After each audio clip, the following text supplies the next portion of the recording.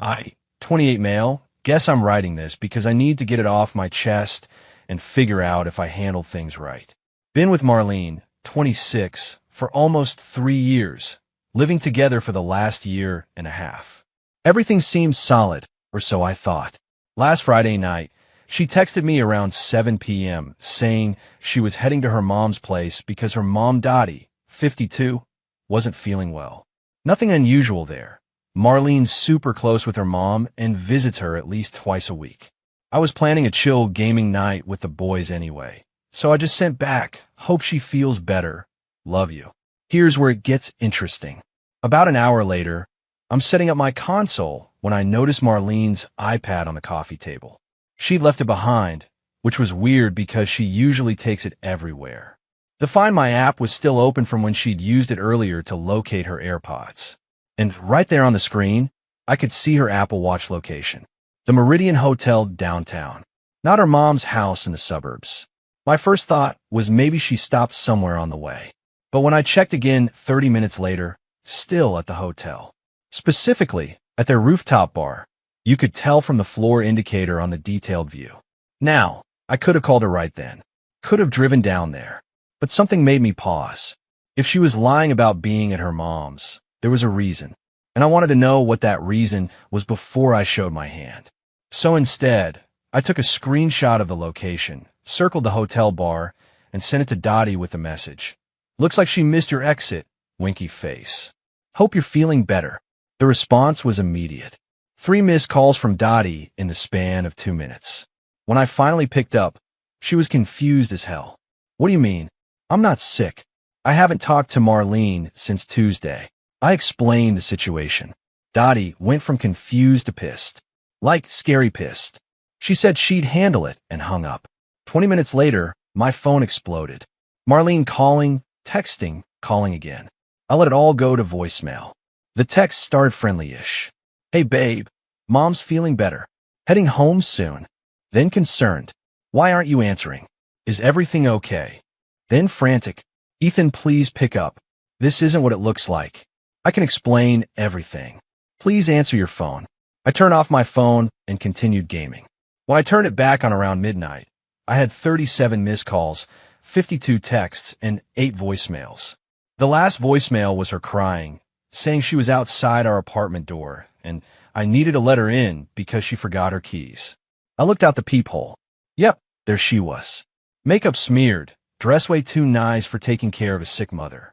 I opened the door, said, your stuff will be in boxes by Monday, and closed it in her face.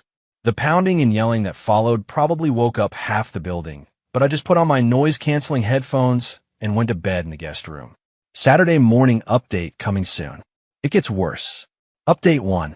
Woke up Saturday to find Marlene had slept against our apartment door. The building manager was there when I opened it, and she literally fell backwards into the apartment. Carl, the building manager, looked embarrassed and said several neighbors complained about the noise. I apologized, helped Marlene to her feet, and told her she had 1 hour to pack essentials. That's when the entitlement started. She actually had the audacity to be mad at me. You humiliated me, she screamed. My mom called me 47 times. She showed up at the hotel. Do you know how embarrassing that was? I just stared at her. You lied about where you were. I wasn't doing anything wrong. I was just getting drinks with friends. Which friends? Silence. Male or female friends?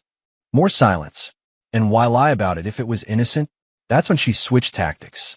Went from angry to victim in 0.2 seconds. Tears, sobbing, the whole performance. Talking about how I'm too controlling, how she needs space, how she can't even have a night out without me questioning her. I pulled out my phone and showed her our text history. In 3 years, I'd never once told her she couldn't go out. Never checked up on her. Never even asked for details unless she volunteered them. The only reason I knew where she was this time was pure accident. But you sent my mother after me, she wailed. No, I sent your mother a screenshot showing you weren't where you said you'd be. What happened after that was between you two. She tried to storm into our bedroom, but I'd already changed the locks on that door. Interior lock, easy swap, did it at 6 a.m. Her stuff was in boxes in the living room. Just essentials, clothes, toiletries, medications. I told her she could coordinate getting the rest through a third party. The nuclear meltdown that followed was something to behold. She called me every name in the book, said I'd regret this, that I was overreacting, that I was ruining the best thing that ever happened to me. Then came the kicker. You can't just kick me out. I live here. I have rights. She was right about one thing. She had been living there long enough to establish residency. But here's what she didn't know.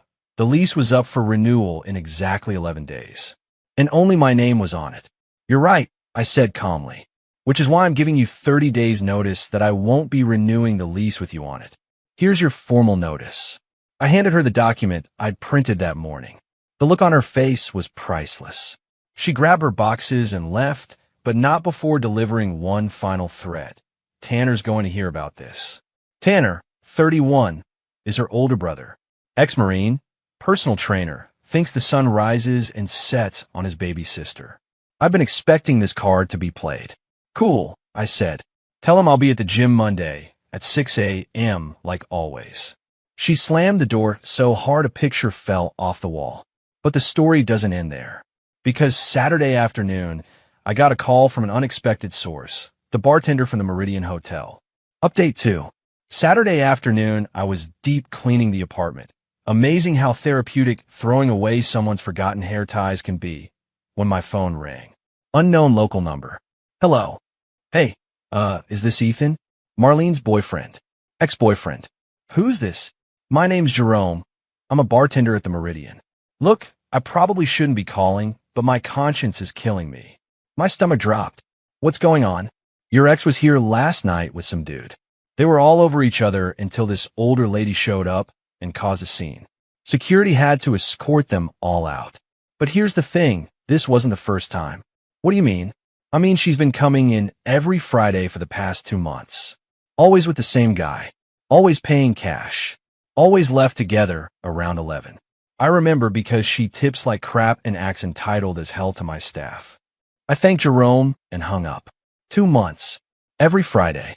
All those times she was at her mom's, or out with the girls, or working late. But wait, it gets better. Sunday morning, I woke up to a text from Dottie. Can we talk? I have information you need to know. We met for coffee. Dottie looked exhausted and pissed in equal measure. She slid a folder across the table. I did some digging after Friday night, she said. The man she was with? That's Garrett Walsh. He's her boss's son. I nearly choked on my coffee. Marlene worked as a marketing coordinator at a mid-size firm. Her boss, Patricia Walsh, was known for being a hard ass who didn't tolerate BS. Her son Garrett was 34, married with 2 kids, and worked in the family business. There's more, Dottie continued. I called Patricia yesterday. Professional courtesy, mother to mother. Turns out, money's been going missing from the marketing budget. Small amounts, but consistent. Patricia's been trying to figure out who's responsible. You think Marlene? I don't think. I know. Garrett's been approving fraudulent expense reports. Fancy dinners claimed as client meetings. Hotel charges for conference rooms. Patricia's gathering evidence for a formal investigation. I sat back, stunned. Not only was Marlene cheating, she was doing it on her company's dime. Why are you telling me this? I asked. Dottie's face hardened. Because she's my daughter and I love her, but I didn't raise a liar and a thief. She made her bed. Now she gets to lie in it. Also, she pulled out her phone. She's been telling people you were abusive and controlling. That you were the reason she had to sneak around. I'm not letting her drag your name through the mud. She showed me Marlene's Instagram story. A black screen with white text. Sometimes you don't realize you're in a toxic relationship until you try to breathe. Starting fresh. Broken heart. The comments were full of support from her friends. You deserve better. He never appreciated you. Controlling men are the worst. I laughed. Actually laughed. She's really going all in on this narrative, huh? Oh, honey, Dottie said, patting my hand. She has no idea what all in means yet. Monday came around, and sure enough, Tanner was waiting at my gym. But not alone. He brought 2 of his buddies, all in matching tough guy workout gear. I walked right past them to the front desk. Hey, Marcus, I said to the manager. Those three guys are here to intimidate me over a personal matter. Can you ask them to leave? Marcus, bless him, didn't even blink. Absolutely. The look on Tanner's face when security approached was chef's kiss. He tried to argue, saying he was a member, but Marcus pulled up his account. Actually, your membership was revoked 6 months ago for aggressive behavior towards staff. You're trespassing. Turns out, Tanner had been banned for roid raging at a trainer.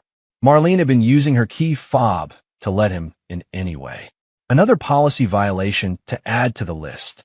They left, but not before Tanner shouted, "This isn't over." It was, in fact, about to be very over. Update 3. By Tuesday, Marlene's world was collapsing faster than a house of cards in a hurricane. Patricia Walsh had moved forward with the investigation. Turned out Marlene and Garrett had stolen close to $8,000 over 2 months through fake expense reports. Not enough to live lavishly, but enough to fund their Friday night hotel adventures and weekend trips I thought were girls' weekends. I know this because Patricia called me personally. Why? Because some of those expense reports listed me as a client they were entertaining. My LinkedIn, my supposed company connections, my name forged on dinner receipts. I need you to confirm you've never had any business dealings with our firm, Patricia said, her voice ice cold. Never. I work in software development. We have no overlap. Would you be willing to sign an affidavit to that effect? Send it over. Wednesday morning, Marlene was fired. Garrett was fired. Patricia filed charges for embezzlement and fraud. But here's where Marlene's entitlement reached new heights. She actually showed up at my office. Security called up to warn me. I told them to let her wait in the lobby, but not allow her upstairs. I watched on the security feed from my desk as she sat there, designer bag, probably bought with stolen money, clutched in her lap, checking her phone every 2 minutes. After an hour, I went down. Marlene. She jumped up, started toward me with arms outstretched like we were in some rom-com. I stepped back. "How could you do this to me?" she hissed. "Do what?" "Tell the truth when asked. You got me fired. I'm being charged with crimes. You got yourself fired. You committed crimes. It was just. Garrett said it was fine. Everyone does it. You don't understand how corporate culture works. I understand theft. So does the district attorney." She actually stomped her foot. Like a toddler. "You're ruining my life over a few dinners. You ruined your own life. I just declined to lie for you." Then came the manipulation masterclass. She cycled through. Tears. "I loved you. How can you be so cold?" Bargaining. "If you tell them we were together at those dinners, this all goes away." Threats. "I'll tell everyone you abused me." Guilt. 3 years meant nothing to you? More tears. "I have nowhere to go." That last one was a lie. Dottie had confirmed Marlene was staying with her, but had worn out her welcome in record time by. Expecting Dottie to call in sick to drive her around. Her car was repossessed. Turns out she'd been missing payments. Demanding money for a lawyer. Trying to get Dottie to lie about witnessing business dinners. Leaving disaster zones everywhere and expecting maid service. Bringing Garrett over while Dottie was at work. He was also freshly divorced by this point. Security eventually escorted Marlene out when she refused to leave. She made enough of a scene that building management banned her from the premises. But the peak entitlement came Thursday night. I was at home, finally enjoying some peace, when I got a call from my landlord. Marlene had contacted him claiming to be my wife, saying I was having a mental breakdown and she needed emergency access to their apartment for my safety. Fortunately, my landlord knew I was single on the lease and called me instead of letting her in. She was very convincing, he said. Even had a fake concern in her voice. Said you were off your medications and she was worried you might hurt yourself. I sent him screenshots of her texts threatening to make me pay and destroy my life. He said he'd handle it if she showed up again. She did. At 2 a.m. With Garrett and a locksmith, she'd convinced that she was locked out of her apartment. The locksmith noped out when he saw the police my landlord had called. Marlene was arrested for attempted breaking and entering. Garrett was arrested for violating the restraining order his ex-wife had against him. Apparently she'd followed him to my building. I found out about all this Friday morning when Dottie called me. She used her one phone call to call me, Dottie said, sounding exhausted. not to apologize, not to ask for bail, to scream at me for not bailing her out fast enough last time and demand I put my house up as collateral for her bail. What did you say? I said she could sit there and think about her choices. Then I hung up and blocked the jail's number. The entitlement didn't stop there. Over the next week, she had Garrett's ex-wife contact me to compare notes and suggest we sue them together. I declined but wished her well. She tried to claim I owed her half the security deposit on the apartment. Judge laughed that out of court. She posted a GoFundMe claiming she was a victim of workplace harassment and needed legal fees. It raised $45, all from Garrett. She had various flying monkeys contact me with sob stories about how she was suicidal/homeless/ starving. She was living with an aunt and working at said aunt salon. Final update. It's been 3 months since that Friday night when I sent a screenshot to Dottie. Here's where everyone ended up. Marlene pled guilty to reduced charges of misuse of company funds. Got 18 months probation, 200 hours community service, and has to pay restitution. She's working at her aunt's salon, living in a studio apartment, and last I heard from Dottie, was dating another married man she met at court-ordered therapy. Some people never learn. Garrett lost his job, his wife, split custody of his kids, and is paying alimony. Also on probation. Started a business consulting firm that's just him trying to MLM his way out of debt. Tanner got arrested 2 weeks after the gym incident for assault at a bar. Marlene couldn't bail him out this time. He's serving 90 days. Dottie, thriving.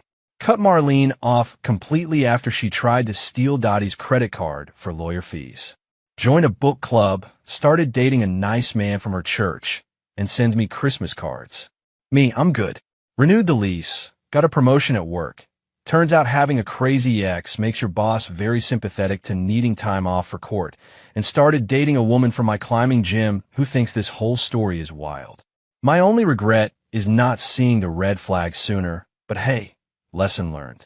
The Meridian Hotel. Jerome the bartender hit me up last month. Apparently, they now have a photo of Marlene and Garrett behind the bar as banned customers.